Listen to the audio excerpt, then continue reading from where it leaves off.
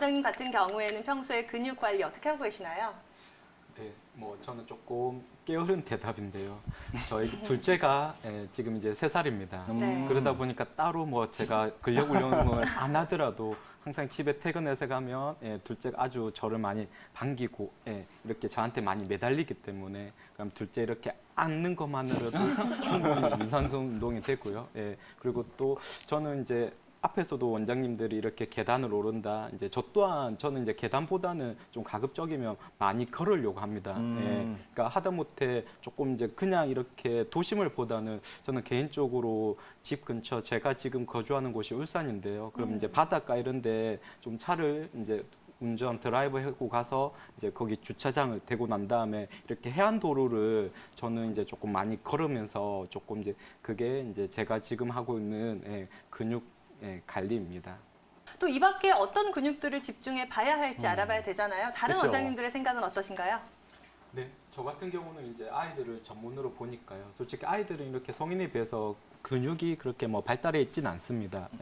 대신에 이제 중요한 거는 어쨌든 근육량이 어느 정도 유지가 되려면 적절하게 체중이 아이들은 잘 느는 게 어떻게 보면 근육량 유지하는 데 도움이 되는데요. 어떤 아이들은 잘 안 먹고 정말 이렇게 저희가 한 번씩 보면 정말 아프리카나 이렇게 북한에 정말 못 먹고 사는 아이처럼 정말 이렇게 앙상한 아이들 아직도 우리 나라에 많습니다. 그 아이들은 이제 못 먹어서가 아니라 안 먹는 거죠. 그러면 이제 그런 아이들의 이제 저희가 말하는 한의학적으로 소화기를 튼튼하게 하면서 식욕을 돋게 하면 아무래도 전보다는 잘 먹고 잘 먹으면 흡수가 되고 이런 부분들에서 도움을 받을 수 있고요. 그럼 이제 아이들 같은 경우는 근력 같은 경우는 조금 체력하고 많이 연관이 됩니다. 그러니까 요즘 아이들은 당연히 어떻게 보면 성인처럼 아주 어린 나이부터 어린이집, 유치원, 그러니까 어떻게 보면 거의 사회생활을 일찍 시작한다고 보시면 그쵸. 돼요. 그럼 거기서도 똑같이 친구들하고 놀고 여러 가지 활동들을 하는데 제가 좀 전에도 얘기 드린 그런 아이들, 잘 안 먹고 체중이 적게 나가는 아이들, 그럼 거기서도 항상 처진다고 부모님들이 이제 한의원 와서 호소를 하거든요. 우리 아이는 조금만 뭐 하면 피곤하다고 누워 있어요. 그 뒷날 아침에 일어나는 게 전쟁이에요. 그럼 그런 아이들은 아까도 얘기 드렸듯이 일단은 근력을 늘리기 위해서는 우선 소화기를 튼튼하게 해서 적절하게 체중을 잘 넣는 게 중요하고요. 그리고 또 하나는 이제 저희가 근육을 에너지 저장 탱크라고 하는데요. 지금은 아마 은퇴한 걸로 알고 있는데 박태환 선수, 수영 선수 아시죠? 네. 제가 예전에 한 다큐멘터리를 봤는데 박태환 선수는 잠만 자고 일어나도 체중이 이렇게 빠져 있다고 하더라고요. 그 정도로 어쨌든 근육량이 많으면 저희가 말하는 이제 기초 대사량을 높여주니까 혹시라도 이제 조금 더 큰 아이들 아니면 이제 성인 중에서 비만이 있다면 어느 정도 적절한 유산소 운동, 근육 운동을 통해서 근력을 키워주시는 게 어느 정도 체력이나 체중 유지에도 꽤 많은 도움을 받으실 수 있습니다. 근육 생성에 더욱더 도움이 될 수 있는 다른 팁 같은 거 다른 원장님들 이야기를 좀 들어볼까요?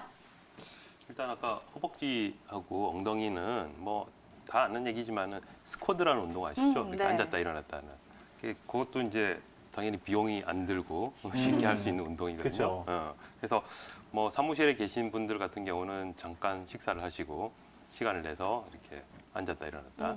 물론 이제 올바른 자세를 해야지 근육이 좀 더 이렇게 잘 붙고 무리가 안 가겠지만은 그런 것도 괜찮고 헬스장 이런 데 가시면은 이제 데드리프트라고 이렇게 역기 같은 거 가볍게 네. 드는 그런 자세도 있지 않습니까? 이런 것들도 허벅지하고 엉덩이 근육, 쉽게 말하면 아까 코어 근육 쪽을 강화시키는 좋은 운동이다 이렇게 설명드릴 수 있을 것 같습니다. 네, 이렇게 어른들 같은 경우도 굉장히 운동이 중요하지만 황태환 원장님, 아이들 같은 경우도 무리한 근육 운동은 정말 안 좋긴 하지만 성장기에 운동하는 게 굉장히 중요하잖아요. 네. 아이들 같은 경우는 어떤 운동을 추천하면 좋을까요? 네, 조금 전에 왕 MC님이 얘기를 하셨는데 오히려 이제 성장기에 잘못된 과도한 근력 강화 운동을 하면 오히려 성장에 해가 되고요. 그러니까 좀 하지 말아야 될 운동을 얘기 드리면 이제 역기를 드는 역도 같은 것들 아니면 이제 뭐 기계체조라고 합니까? 저희가 어쨌든 이제 관절에 좀 많이 부담, 무리를 줄 수 있는 아니면 레슬링처럼 어쨌든 이와 같은 운동들은 오히려 성장기 있는 아이들에게는 성장에 해가 될 수 있으니까 안 하는 게 좋고요.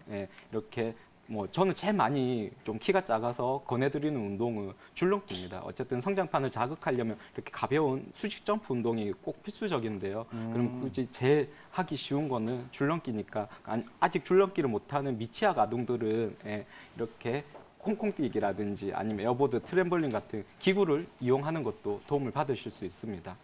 황태환 원장님, 그러면 어떤 점을 기억을 하고 이렇게 관리를 하면 좋을까요? 네, 일단 저는 이제 아이들을 전문으로 보는데요. 그럼 이제 많이 듣는 얘기가 우리 아이는 이렇게 밥을 안 먹는다고 그래서 밥 좀 잘 먹게 해달라고. 대신에 봤더니 오히려 체중은 이제 꽤 뭐 많이 과체중인 아이들. 그럼 그런 아이들은 이제 밥 대신에 군것질을 많이 하는 거죠. 그리고 이제 항상 이렇게 칼로리 하면 어린 아이들 같은 경우는 꼭 당분을 체크를 하셔야 됩니다. 저희가 이렇게 많이 사서 먹는 음료수 아니면 하다못해 몸에 좋다고 먹는 이런 유제품 음료수에도 이렇게 성분 함량에 보면 당분이 꽤 많이 들어가 있습니다. 거기에는 그렇죠. 무설탕이라고 적혀져 있지만 결국에는 설탕이 아닌 이런 여러 가지 이제 합성 감미료가 들어가 있어서 그게 결국에는 이제 당분 역할을 하는 거거든요.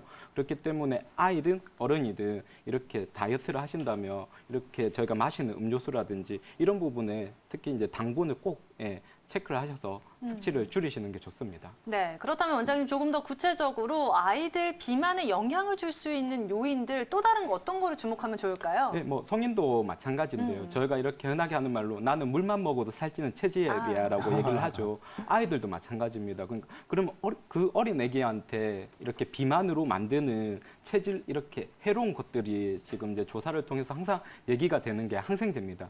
특히나 어릴수록 이제 요건 조사 기간에 따라 조금 달린데요. 어쨌든 만 6세 아니면 크게 보면 만 2돌 미만 이하인 아이에게서 항생제를 자주 노출된다든지 또 특히나 강범위 항생제가 노출이 되면 이게 저희가 말하는 비만 체질로 만들 수 있다고 계속 많이 밝혀지고 있으니까요. 그래서 어쨌든 그 자녀한테 가급적이면 너무 어린 아기한테는 항생제 최대한 오남용을 줄이시는 게 저희가 말하는 이런 비만 체질 개선하는 데 도움을 받으실 수 있습니다.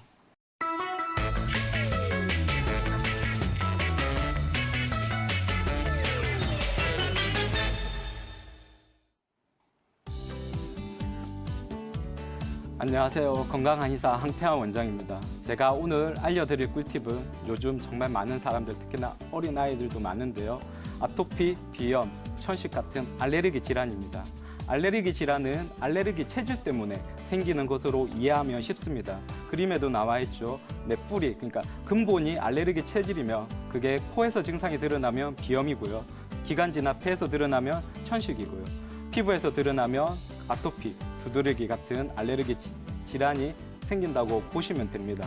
그러면 이렇게 아토피, 알러지 소인 체질이 있는 아이가 이렇게 커가면서 알레르기 질환이나 증상인 뭐 이렇게 위장염이라든지 아니면 태열 아토피 아니면 천식이든 이제 비염이든 이런 알레르기 질환들을 하나하나 꼭 다 거칠 필요는 없고요. 증상들이 생기기도 하고 또 없어지기도 하고 아니면 이렇게 2가지가 아니면 거의 다 3가지가 나타나는 것들을 알레르기 행진이라고 합니다. 그리고 항상 이렇게 알레르기 질환을 얘기할 때는 면역력과 많이 연관을 짓습니다. 그럼 우리 몸에서 면역력에 가장 중요한 것은 장 건강이고요. 특히 조금 더 구체적으로 얘기하면 장내 세균총입니다. 그러니까 우리 몸 속에 특히 이제 장 속에는 우리 몸에 도움이 되는 유익균들과 또 반대로 해가 될 수 있는 유해균들이 이렇게 공존을 이루면서 정상적인 면역 체계를 유지를 하고 있는데요. 이게 여러 가지 이유 때문에 유해한 균들이 좀 더 우위를 점하고 유익균들이 손상을 받으며 이렇게 면역력이 떨어지면서 알레르기 질환들이 생긴다든지 아니면 있던 알레르기가 더 심해질 수 있습니다. 그러면 요즘 아이들한테 얼마나 알레르기 질환이 많은지 서울 아산병원에 있는 홍수종 교수팀이 조사를 한 적이 있습니다. 초중고생을 상대로 했었었는데요. 지금 초등학생 경우에는 거의 3분의 1 가까이 알레르기성 비염 환자라고 이렇게 조사에 밝혀질 정도로 정말 많은 편입니다. 저 또한 한의원에서 진료를 보지만 정말 뭐 3분의 1이 아니라 거의 절반 가까이는 가벼운 비염이 있지 않나 싶을 정도로 꽤 많은 편이고요. 그러면 왜 이렇게 요즘 아이들에게 알레르기성 비염이 많은지 그 홍수종 교수팀에서 어쨌든 이제 결론을 제시한 거는 너무 어려서부터 이렇게 항생제에 많이 노출되는 게 큰 알레르기 비염의 원인이 된다고 제시를 했었고요.